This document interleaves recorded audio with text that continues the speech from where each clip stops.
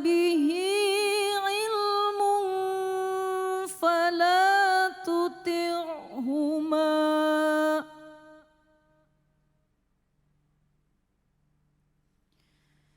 ilayya marji'ukum faunabbi'ukum bima kuntum ta'malun. Shadaqallahul azim. Dengan menyebut nama Allah yang Maha Pengasih lagi Maha Penyayang, dan kami wajibkan kepada manusia agar berbuat kebaikan kepada kedua orang tuanya.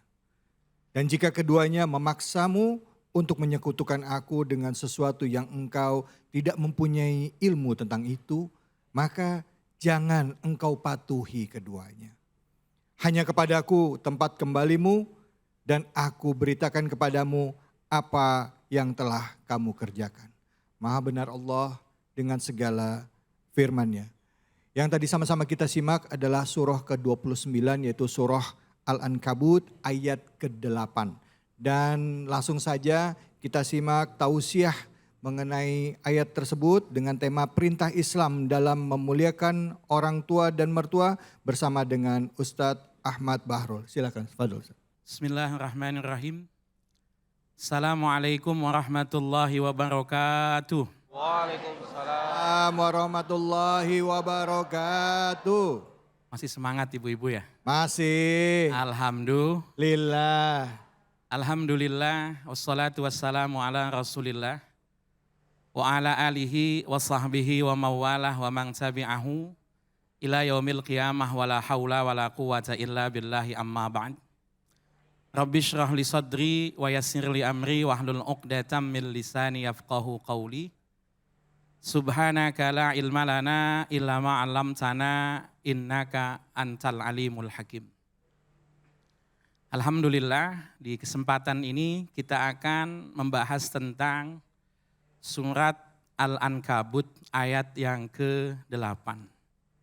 Ibu-ibu tahu artinya Ankabut, tahu?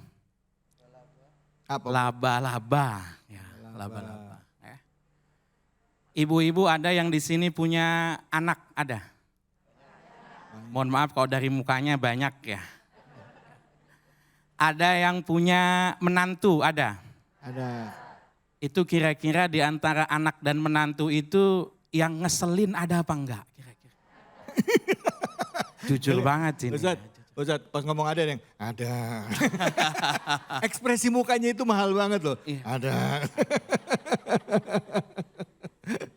Padahal memang wajar, jangankan kita, bahkan Nabi Muhammad Sallallahu Alaihi Wasallam itu pernah punya kisah, mohon maaf, menantu tapi yang dalam tanda kutip ngelawan mertuanya, dan yang dilawan itu enggak main-main, Nabi Muhammad Sallallahu Alaihi Wasallam. Lalu ibu-ibu ingat ada yang namanya Perang Badar, ya. Terjadi tahun kedua Hijrah, tanggal 17 Ramadan, puasa itu Nabi perang, di pihak lawan ada menantunya. Allah. Kira-kira gimana itu? Kalau kira-kira kita pengen perang, kita ngajakin orang nih, tapi depan kita mantu kita sendiri. Kira-kira gimana? Udah gitu kalah, ketangkep lagi. Ya ampun. Itu ada yang nyeletuk tadi, udah ceraiin aja udah katanya. Udah ketangkep, kabur. Kabur berlindungnya itu di rumah, nggak main-main, di rumah anaknya Nabi yang istrinya itu yang namanya adalah Zainab. Jadi Zainab ini anak perempuan pertama Nabi menikah dengan sepupunya yaitu Abul As bin Rabi, keponakannya Khadijah. Tapi mohon maaf, senegatif-negatifnya orang, pasti ada sisi positifnya, pasti. Maka pernah untuk mantu khusus satu ini, Nabi bilang begini, Ni'mar rajul Abul As, tazawwaja binti walam yuhibba ghairaha. sebaik-baik menantu itu Abul As, kawin sama anak saya nggak punya niatan poligami. Itu unik itu, karena di waktu itu rata-rata orang memang punya niatan poligami. Ini mungkin bapak-bapak juga nih yang di depan saya ini ada niatan terpendamnya begitu kan, oke. Ya. Maka kemudian Islam itu ngatur bagaimana orang menghormati, anak menghormati orang tuanya, menantu menghormati mertuanya, diatur. Dalam Islam, kalau kaitannya masih bukan kemusyrikan, perintah orang tua itu bisa motong ibadah, bisa motong ibadah. Tadi kan ayat yang dibaca itu, wa in jahadaka litusyrika bi ma laisa laka bihi ilm. Jika mereka memaksamu untuk menyekutukanku dengan apa yang kalian tidak ketahui, fala tuti'ahuma, maka jangan ikuti. Tapi kalau ukurannya bukan kemusyrikan, maka ibadah-ibadah yang sunnah itu bisa tewas kalau kemudian kena perintah orang tua, bisa tewas. Contoh, puasa sunnah. Saya dulu waktu belum jumbo begini, itu masih sering puasa sunnah Senin Kemis waktu itu. Orang tua saya itu suka sekali makan sop kaki. Di Tenabang itu ada, depan toko kitab Al-Idrus itu sop kaki Pak Haji Hasan, terkenal. Jadi orang tua saya itu biasanya alibinya, yuk beli kitab, padahal mau makan soto. Sama ngomongnya banget begitu. Ya. Saya itu Senin itu posisi masih puasa. Ya. Nyetir mobil tuh masih puasa. Sampai di warungnya masih puasa. Tapi kalau kemudian di depan saya sudah ada nasi sama soto, Abah kemudian bilang makan, harus makan, putus niat kita batalkan puasa sunnah, batal. Yang sunnah itu batal. Sholat, sama sholat. Kita kalau sholat, sholatnya sholat sunnah, mohon maaf. Hanya anak yang tidak beradab, yang kemudian itu tidak mengikuti panggilan orang tua. Misalnya nih, adik-adik, kalau adik-adik sholat duha, tengah-tengah sholat duha, ibunya panggil. Kira-kira apa yang akan dilakukan? Terus sholat. Dalam sholat. Berhenti. Dalam sholat, kalau sholatnya sholat sunnah berhenti. Kalau sholatnya wajib, jangan. Kalau sholatnya sunnah berhenti, karena sholat sunnahnya belum tentu diterima, membahagiakan orang tua pasti diterima. Jadi jelas sekali bahwa perintah Islam terhadap orang tua ini tinggi sekali sampai bisa apa? Memutus ibadah yang sunnah. Sekarang soal relasi menantu mertua ini. Ibu-ibu masih ada yang punya mertua? Akur apa enggak kira-kira? Jawabnya separuh-separuh. Ya gitu deh. Ya. Oke. Istri-istrinya Nabi ketika menikah dengan Nabi, alhamdulillah enggak punya mertua. Ya. Enggak punya mertua. Jadi kemudian apa? Hanya Nabi yang punya mertua. Hanya Nabi yang punya mertua. Kita akan lihat relasi menantu mertua. Saya akan contohkan yang paling mudah.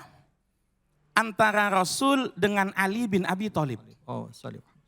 Ali bin Abi Thalib radhiyallahu an itu menantu kesayangan. Yang darinya kemudian turun keturunannya Nabi. Satu waktu pernah Ali bin Abi Thalib itu rumahnya memang samping masjid. Itu enggak pulang-pulang dari mulai zuhur, asar, maghrib, isya, nginep di masjid. Ternyata mohon maaf lagi ribut sama Fatimah. Makanya ibu-ibu hati-hati, kalau bapaknya ke masjid enggak pulang-pulang. Tandanya orang soleh bu, jangan suuzon dulu, tandanya orang soleh gitu kan. Ini Masya Allah. Waktu itu Masjid Nabawi, itu lantainya belum ada.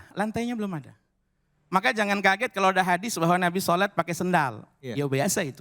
Maka jangan kaget kalau kemudian ada hadis, ada Arab pedalaman, kencing di ujung tembok masjid. Karena memang nggak ada lantainya. Masih tanah gitu. Masih tanah, betul Ustaz, masih tanah. Ali bin Abi Thalib tidur di tanah itu sampai mohon maaf pipinya penuh debu. Kalau kata orang kampung saya itu cemong itu. Ya, cemong. sampai kemudian Nabi itu baru 1 hari nggak dicampuri urusan menantu sama istri, tidak. Tapi sudah kemudian 2-3 hari Nabi panggil Ali bin Abi Thalib. Nabi bilang, "Gum ya Aba Turab, idhab ila baitik." Hai Abu Turab, bangun, pulang ke rumah, selesaikan masalah dengan istri. Jadi dikasih waktu yang cukup untuk berpikir dulu. Tidak melulu ketika kemudian ada masalah itu, mertua turut campur begitu, ya. Mertua turut campur atau menantu kadang-kadang offset begitu, melakukan hal-hal yang tidak semestinya. Ya. Makanya jangan skip kelas pra pernikahan yang ada di KUA itu. Ya, ya. Banyak yang kadang-kadang di skip aja itu. Akhirnya nanti bahasa Abu Turab itu menjadi panggilan kesayangan Ali bin Abi Thalib dari Rasulullah Shallallahu Alaihi Wasallam. Kita perhatikan bagaimana relasi menantu dan mertua yang ada di masa Rasul. Rasul hormat terhadap mertuanya meskipun mohon maaf agamanya beda. Yaitu Abu Sufyan yang ketika itu Rasul nikahi putrinya yang bernama Ramlah atau yang dikenal Ummu Habibah binti Abi Sufyan. Ya. Maka mudah-mudahan Allah berikan kita taufik, Allah berikan kita kekuatan. Sebagai anak kita bisa berbakti kepada orang tua. Sebagai menantu kita bisa berbuat baik kepada mertua. Hadanallahu wa iyyakum ajma'in.